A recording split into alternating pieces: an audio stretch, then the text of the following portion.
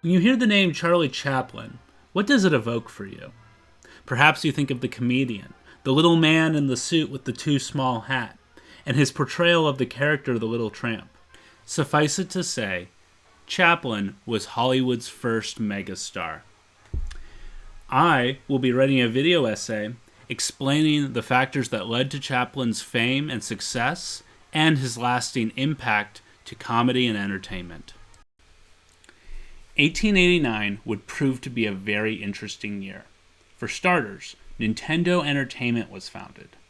Humanity would take a pause to witness a solar eclipse, and the world was graced with pizza margarita. All that attention, and yet still another significant event lay in store. On April 16, 1889, Charlie Chaplin was born. He was born into a house on East Street, Walworth, in South London. Charlie would have the good luck to be born into a house of entertainers. His mother, Hannah, was a singer, and his father, Charles Sr., was a rising comic star. Chaplin's childhood would be rife with hardship.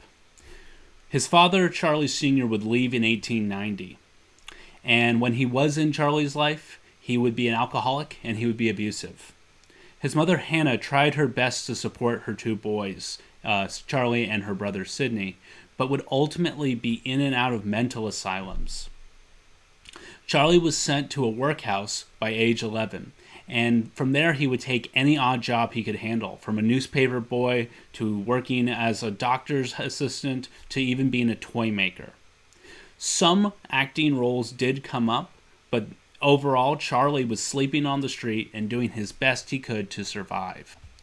Charlie's luck would begin to change in 1908 when he landed a role with the Fred Carno Company. The Fred Carno Company was a theatrical comedy group, and Charlie's first role would be that of playing a drunk. This would still be a step in the right direction because he would now be interacting with other actors and be mingling with the right people. In 1910, the Fred Carno Company gave Charlie Chaplin the opportunity to tour America. Going on tour would prove to be just the exposure that Charlie needed that would lead to his eventual creation of the character the Little Tramp. By 1912, silent films were becoming a new gold rush in California.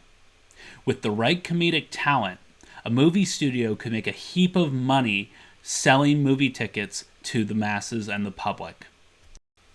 Max Sennett was a movie producer who was looking for new talent to add to his stock of actors.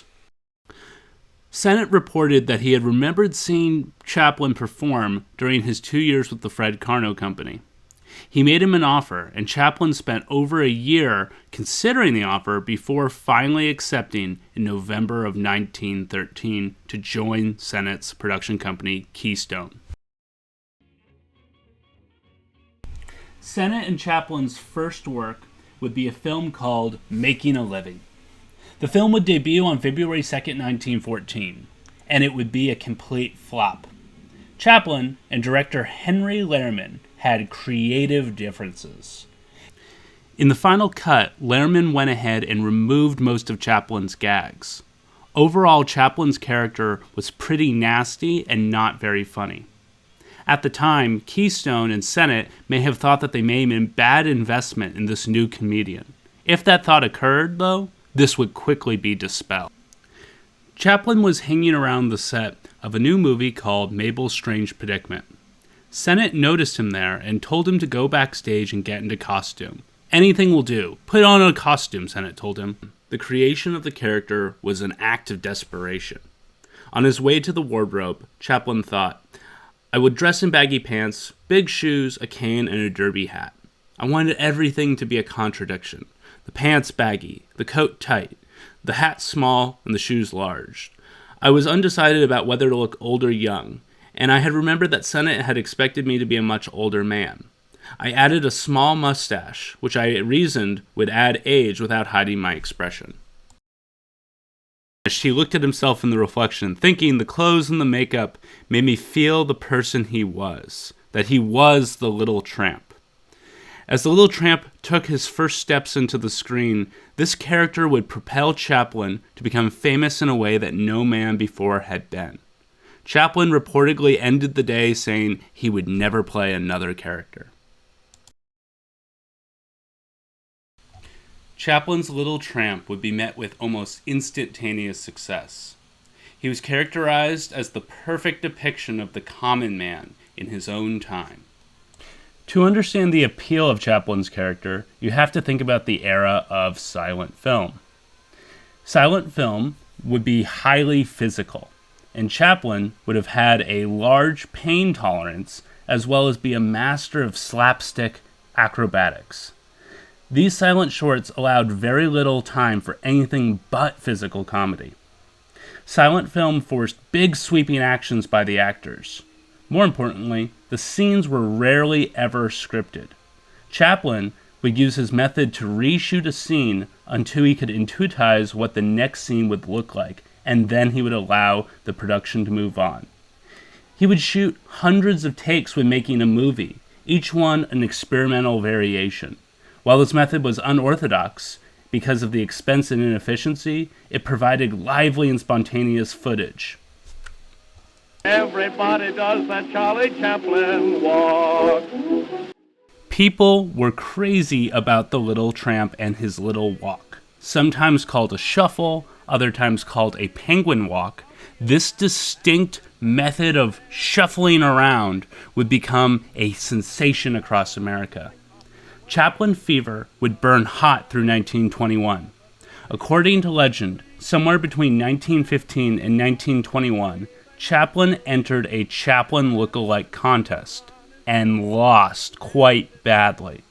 Charlie Chaplin was at a fair in the United States where a principal attraction was to have a competition as to who could best imitate the Charlie Chaplin walk.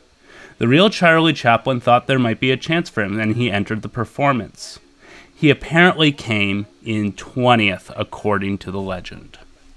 Making films would be a serious endeavor that would require a lot of work, which Chaplin knew all too well. He was an unconventional perfectionist, whose meticulousness in creating films was fully focused on creating and sustaining an emotional pitch. He would turn fragments of shots into emotional wholes. Case in point, the ending of City Lights. The back and forth reverse shots between the tramp and the character of the flower girl was engrossing and deeply moving. While there was no continuity between the two angles, in the hands of most filmmakers, this would appear disorganized. Chaplin made a sense of emotional continuity that would make the technical continuity irrelevant. City Lights would also hold a record, as Chaplin would reportedly do over 300 days of shooting the same exact scene of the meeting of the flower girl and the character of the little tramp. Chaplin's life would take a number of twists and turns. The era of silent film would come to a close. He would be divorced and remarried a number of times, and he would even be exiled from America, only returning shortly before his death in 1977, where he died at age 88. It can be said as Chaplin's comedic explorations into the human condition transformed cinema, mostly comedies, from a mere novelty into a zoetic art film. His films were able to address real issues with dimensional characters that made them easier to talk about.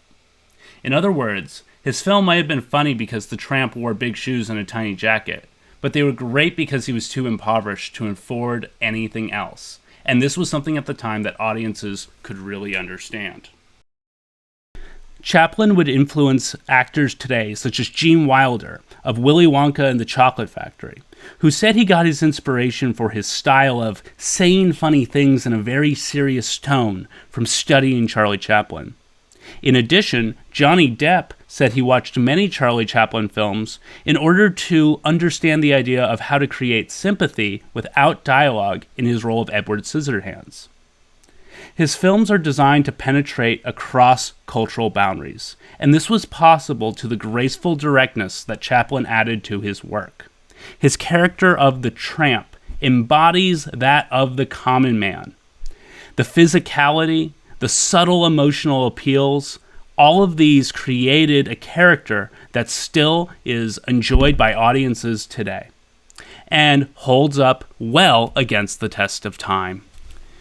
If you enjoyed this video, please consider subscribing as I make more videos in this series looking at famous comedians and their impact that they left on the world of film and comedy. Thank you.